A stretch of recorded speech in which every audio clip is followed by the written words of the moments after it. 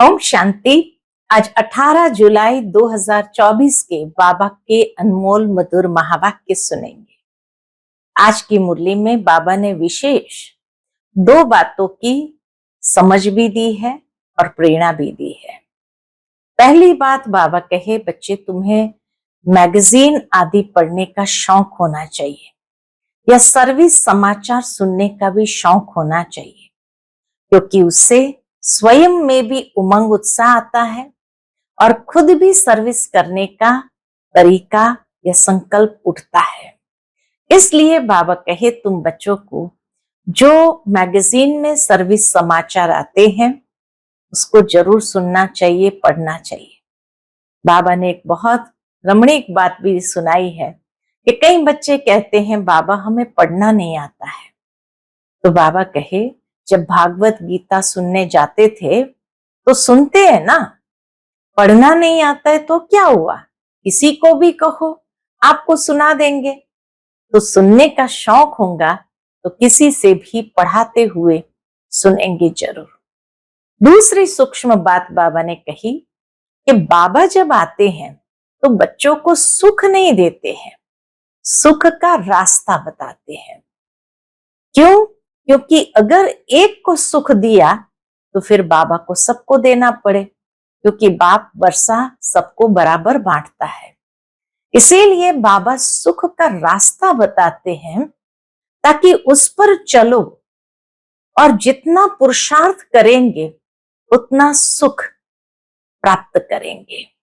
तो इसीलिए बाबा सुख को प्राप्त करने का रास्ता बताते हैं, उस पर चलना होता है, पुरुषार्थ करना होता है और सुख को पाना होता है। तो सुनते हैं आज के बाबा के अनमोल मधुर महावाक्य। ओम शांति। मीठे बच्चे, सर्विस समाचार सुनने पढ़ने का भी तुम्हें शौक चाहिए, क्योंकि इससे उमंग उत्साह बढ़ता है, सर्विस करने का संकल्प उठता है। आज की मुरली से प्रश्न है, संगम युग पर बाप तुम्हें सुख नहीं देते हैं लेकिन सुख का रास्ता बताते हैं। क्यों? उत्तर है, क्योंकि बाप के सब बच्चे हैं, अगर एक बच्चे को सुख दे तो यह भी ठीक नहीं है। लौकिक बाप से बच्चों को बराबर हिस्सा मिलता है, बेहद का बाप हिस्सा नहीं बांटते। सुख का रास्ता बताते हैं, जो उस रास्ते पर चलते हैं, पुरुषार्थ करते हैं, उन्हें ऊंच पद मिलता है। बच्चों को पुरुषार्थ करना है, सारा मदार पुरुषार्थ पर है। ओम शांति। बच्चे जानते हैं बाप मुरली बजाते हैं, मुरली सबके पास जाती है और जो मुरली पढ़कर सर्विस करते हैं उन्हों का समाचार मैगजीन में आते हैं। अब जो बच्चे मैगजीन पढ़ते हैं उन्हें सेंटर्स के सर्विस समाचार का मालूम पड़ेगा, फलानी फलानी जगह ऐसी सर्विस हो रही है। यज्ञ के अंदर हमारी लगभग सभी दादियां, उन्हें शौक होता था शाम को जब आराम करके उठते थे तो चाय पीने बैठते थे तो उस समय मैगजीन जरूर पढ़ते थे। चाहे प्रकाशमणि दादी हो, जानकी दादी हो, गुलजार दादी हो, सभी दादियों की ये आदत थी कि मैगजीन जरूर पढ़ते थे। तो बाबा कहे, जो पढ़ेंगे ही नहीं उनको कुछ भी समाचार का मालूम नहीं पड़ेगा और पुरुषार्थ भी नहीं करेंगे। सर्विस का समाचार सुनकर दिल में आता है मैं भी ऐसी सर्विस करूं। मैगजीन से मालूम पड़ता है हमारे भाई बहन कितनी सर्विस करते हैं। यह तो बच्चे समझते हैं, जितनी सर्विस उतना ऊंच पद मिलेगा। इसलिए मैगजीन भी उत्साह दिलाती है सर्विस के लिए, यह कोई फालतू नहीं बनती है। बाबा को कितना महत्व है, ये कोई फालतू नहीं बनती है। फालतू वह समझते हैं कौन, जो खुद पढ़ते ही नहीं है। कोई कहते हम अक्षर नहीं जानते, पढ़ना नहीं जानते हैं। अरे रामायण, भागवत, गीता आदि सुनने के लिए जाते हैं, यह भी सुननी चाहिए, नहीं तो सर्विस का उमंग नहीं बढ़ेगा। फलानी जगह यह सर्विस हुई, शौक हो तो किसको कहे वो पढ़कर सुनाए। जिसको शौक होगा वो किसी को भी बैठ करके कहेंगे अच्छा आओ तुम ये पढ़ करके सुनाओ, तो सुनाएंगे। बहुत सेंटर्स पर ऐसे भी होगा जो मैगजीन नहीं पढ़ते होंगे। बहुत है जिनके पास तो सर्विस का नाम निशान भी नहीं रहता, तो पद भी ऐसा पाएंगे। ये तो समझते हैं राजधानी स्थापन हो रही है, उसमें जो जितनी मेहनत करते हैं उतना पद पाते हैं। पढ़ाई में अटेंशन नहीं देंगे तो फेल हो जाएंगे। सारा मदार है इस समय की पढ़ाई पर। जितना पढ़ेंगे और पढ़ाएंगे उतना अपना ही फायदा है। बहुत बच्चे हैं जिनको मैगजीन पढ़ने का ख्याल भी नहीं आता है, वो पाए पैसे का पद पा लेंगे। वहां यह ख्यालात नहीं रहते कि इसने ये पुरुषार्थ किया है तब यह पद मिला है। नहीं, कर्म विकर्म की बातें सब यहां बुद्धि में है। कल्प के संगम युग पर ही बाप समझाते हैं। जो नहीं समझते हैं वह तो जैसे पत्थर बुद्धि है। तुम भी समझते हो हम तुच्छ बुद्धि थे, फिर उसमें भी परसेंटेज होती है। बाबा बच्चों को समझाते रहते हैं अभी कलयुग है, इनमें अपार दुख होते हैं। यह दुख है। कुछ दिनों पहले बाबा ने मुरली में कहा दुखों की भी लिस्ट निकालो। जो सेंसिबल होंगे वह झट समझ जाएंगे कि ये तो ठीक बोलते हैं। तुम भी जानते हो कल हम कितने दुखी थे, अपार दुखों के बीच थे, अभी फिर अपार सुखों के बीच में जा रहे हैं। यह है ही रावण राज्य कलयुग। यह भी तुम जानते हो। जो जानते हैं लेकिन औरों को नहीं समझाते हैं तो बाबा कहेगा कुछ नहीं जानते हैं। जानते हैं तब कहे जब सर्विस करे, जानते हैं तब कहे जब सर्विस करे। समाचार मैगजीन में आए। दिन प्रतिदिन बाबा बहुत सहज पॉइंट्स भी सुनाते रहते हैं। वो लोग तो समझते कलयुग अर्जुन बच्चा है, जब संगम समझे तब भेंट कर सके। सतयुग और कलयुग में जब तक संगम का पता ही नहीं है तो कैसे भेंट करेंगे सतयुग और कलयुग का। कलयुग में अपार दुख है, सतयुग में अपार सुख है। बोलो अपार सुख हम बच्चों को बाप दे रहे हैं जो हम वर्णन कर रहे हैं और कोई ऐसे समझा न सके। तुम नई बातें सुनाते हो और कोई तो ये पूछ न सके कि तुम स्वर्गवासी हो या नरकवासी हो। तुम बच्चों में भी नंबरवार है, इतनी पॉइंट्स याद नहीं कर सकते हैं। समझाने समय देह अभिमान आ जाता है। आत्मा ही सुनती व धारण करती है, परंतु अच्छे अच्छे महारथी भी ये भूल जाते हैं। बाबा कहे अच्छे अच्छे महारथी भी ये बातें भूल जाते हैं। क्यों? देह अभिमान में आकर बोलने लग पड़ते हैं। ऐसे सबका होता है। बाप तो कहते हैं सब पुरुषार्थी है, ऐसे नहीं कि आत्मा समझ बात करते हैं। जब आत्मा समझ कर बात करे तब तो बाबा भी टच करे। नहीं, बाप आत्मा समझ ज्ञान देते हैं। ऐसे नहीं आत्मा समझ बात करते हैं, नहीं, बाबा आत्मा को समझते हुए ज्ञान देते हैं। बाकी जो भाई भाई है वह पुरुषार्थ कर रहे हैं ऐसी अवस्था में ठहरने का। तो बच्चों को भी समझाना है। क्या समझाना है? कलयुग में अपार दुख है, सतयुग में अपार सुख है। अभी संगम युग चल रहा है। बाप रास्ता बताते हैं। ऐसे नहीं बाप सुख देते हैं, सुख का रास्ता बताते हैं। रावण भी दुख देते नहीं है, दुख का उल्टा रास्ता बताते हैं। बाप न दुख देते हैं न सुख देते हैं, सुख का रास्ता बताते हैं। फिर जो जितना पुरुषार्थ करेंगे उतना सुख मिलेगा। सुख देते नहीं है ना, ये बड़ी सूक्ष्म समझने की बात है। बाप की श्रीमत पर चलने से सुख पाते हैं। सुख कैसे मिलता है? श्रीमत पर चलने से सुख मिलता है। बाप तो सिर्फ रास्ता बताते हैं। रावण से दुख का रास्ता मिलता है। अगर बाप देता हो तो फिर सबको एक जैसा वर्षा मिलना चाहिए।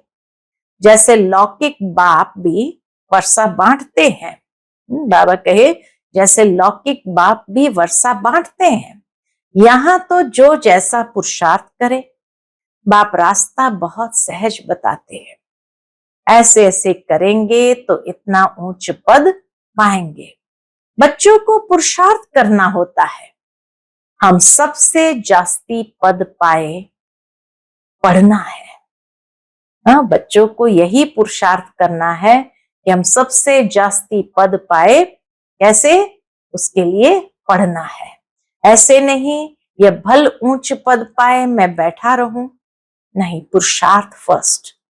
ड्रामा अनुसार पुरुषार्थ जरूर करना होता है। कोई तीव्र पुरुषार्थ करते, कोई डल, सारा पुरुषार्थ पर मदार है। बाप ने तो रास्ता बताया है, मुझे याद करो। जितना याद करेंगे उतना विकर्म विनाश होगा। ड्रामा पर छोड़ नहीं देना है, वह तो समझ की बात है। वर्ल्ड की हिस्ट्री ज्योग्राफी रिपीट होती है तो जरूर जो पार्ट बजाया है वही बजाना पड़े। सब धर्म फिर से अपने समय पर आएंगे। समझो क्रिश्चियन अब 100 करोड़ है, फिर इतने ही पाठ बजाने आएंगे। न आत्मा विनाश होती न उनका पाठ कभी विनाश हो सकता है। ये समझने की बातें हैं। जो समझते हैं तो समझाएंगे भी जरूर। जो समझते हैं वो समझाएंगे भी जरूर। धन दिए धन ना खुटे, धारणा होती रहेंगी। औरों को भी शाहूकार बनाते रहेंगे, लेकिन तकदीर में नहीं तो फिर अपने को भी बेबस समझते हैं। अपने को भी बेबस समझते हैं। टीचर कहेंगे तुम बोल नहीं सकते हो तो तुम्हारी तकदीर में पाई पैसे का पद है। तकदीर में नहीं है तो तदबीर क्या कर सकते हैं? पुरुषार्थ भी क्या कर सकते हैं? यह है बेहद की पाठशाला। हर एक टीचर की सब्जेक्ट अपनी होती है। बाप के पढ़ाने का तरीका बाप ही जाने और तुम बच्चे जानो। बाप के पढ़ाने का तरीका बाप ही जाने और तुम बच्चे जानो, और कोई नहीं जान सकते। तुम बच्चे कितनी कोशिश करते हो तो भी जब कोई समझे बुद्धि में बैठता ही नहीं है। इतना उनको समझाने का प्रयत्न करो, लेकिन बाबा के उनकी बुद्धि में फिर भी बैठता ही नहीं है। जितना नजदीक होते जाएंगे देखने में आता है होशियार होते जाएंगे। अब म्यूजियम, रूहानी कॉलेज आदि भी खोलते हैं। हाँ, कोई म्यूजियम खोलता है, रूहानी कॉलेज आदि भी खोलते हैं। तुम्हारा तो नाम ही न्यारा है, रूहानी यूनिवर्सिटी। गवर्नमेंट भी देखेगी। बोलो तुम्हारी है जिस्मानी यूनिवर्सिटी, यह है रूहानी। रूह पढ़ती है। सारे 84 के चक्र में एक ही बार रूहानी बाप आकर रूहानी बच्चों को पढ़ाते हैं। ड्रामा या फिल्म तुम देखेंगे, फिर 3 घंटे बाद हूबहू रिपीट होगी। यह भी 5000 वर्ष का चक्र हूबहू रिपीट होता है। यह तुम बच्चे जानते हो। वह तो सिर्फ भक्ति में शास्त्र को ही राइट समझते हैं। मनुष्य तो शास्त्र को ही राइट समझते हैं। तुमको तो कोई शास्त्र नहीं है। बाप बैठ समझाते हैं। बाप कोई शास्त्र पढ़ा है क्या? वह तो गीता पढ़कर सुनाएंगे। पढ़ा हुआ तो माँ के पेट से नहीं निकलेगा। बेहद के बाप का पाठ है पढ़ाने का। अपना परिचय देते हैं। दुनिया को तो पता ही नहीं है। गाते भी है बाप ज्ञान का सागर है। श्री कृष्ण के लिए नहीं कहते ज्ञान का सागर है, ये लक्ष्मी नारायण ज्ञान का सागर है क्या? हम बाबा पूछते हैं, ये लक्ष्मी नारायण ज्ञान सागर है क्या? नहीं, यही वंडर है। हम ब्राह्मण ही ये ज्ञान सुनाते हैं श्रीमत पर, तुम समझाते हो, इस हिसाब से हम ब्राह्मण ही प्रजापिता ब्रह्मा की संतान ठहरे। अनेक बार बने थे, फिर होंगे, मनुष्य की समझ में जब आएगा तब मानेंगे। तुम जानते हो, कल्प कल्प हम प्रजापिता ब्रह्मा की संतान एडॉप्टेड बच्चे बनते हैं। जो समझते हैं वह निश्चय बुद्धि भी हो जाते हैं। ब्राह्मण बनने बिगर देवता कैसे बनेंगे? हर एक की बुद्धि पर है। बाबा के हर एक की बुद्धि पर है। स्कूल में ऐसा होता है, कोई तो स्कॉलरशिप लेते, कोई फेल हो पड़ते हैं, फिर नए सिर पढ़ना पड़े। बाप कहते विकार में गिरे तो की कमाई चट हुई, फिर बुद्धि में बैठेगा नहीं, अंदर खाता रहेगा। तुम समझते हो इस जन्म में जो पाप किए हैं उनका तो सबको पता है, बाकी आगे जन्मों में क्या किया है वह तो याद नहीं है। पाप किए जरूर है। जो पुण्य आत्मा थे वही फिर पाप आत्मा बनते हैं। हिसाब किताब बाप बैठ समझाते हैं। बहुत बच्चे हैं भूल जाते हैं, पढ़ते नहीं है। अगर पढ़े तो जरूर पढ़ाए भी। कोई डल बुद्धि होशियार बुद्धि बन जाते हैं, कोई डल बुद्धि है होशियार बुद्धि बन जाते हैं। कितनी बड़ी पढ़ाई है। इस बाप की पढ़ाई से ही क्या बनते हैं? सूर्यवंशी चंद्रवंशी घराना बनने का है। पढ़ाई से ही दो घराने स्थापन हो जाते हैं। वह इस जन्म में ही पढ़कर और मर्तबा पा लेते हैं। तुम तो जानते हो इस पढ़ाई का पद फिर नई दुनिया में मिलना है। इस दुनिया में नहीं मिलना है, नई दुनिया में मिलना है। वह कोई दूर नहीं है। जैसे कपड़ा बदला जाता है ऐसे ही पुरानी दुनिया को छोड़ जाना है नई दुनिया में। विनाश भी होगा जरूर। अब तुम नई दुनिया के बन रहे हो, फिर यह पुराना चोला छोड़ जाना है। नंबरवार राजधानी स्थापन हो रही है। जो अच्छी रीति पढ़ेंगे वही पहले स्वर्ग में आएंगे, बाकी पीछे आएंगे। स्वर्ग में थोड़ी आ सकेंगे। स्वर्ग में जो दास दासियां होंगे वह भी दिल पर चढ़े हुए होंगे। ऐसे नहीं कि सब आ जाएंगे। अब रूहानी कॉलेज आदि खोलते रहते हैं, सब आकर पुरुषार्थ करेंगे। जो पढ़ाई में ऊंचे तीखे जाएंगे, बाबा के जो पढ़ाई में ऊंचे तीखे जाएंगे वह ऊंच पद पाएंगे। दल बुद्धि का क्या होगा? वो कम पद पाएंगे। हो सकता है आगे चल दल बुद्धि भी अच्छा पुरुषार्थ करने लग पड़े। कोई समझदार बुद्धि नीचे भी चले जाते हैं। ज्यादा समझदारी होंगी तो कहीं गलतियां भी ज्यादा हो जाती है। पुरुषार्थ से समझा जाता है ये सारा ड्रामा चल रहा है।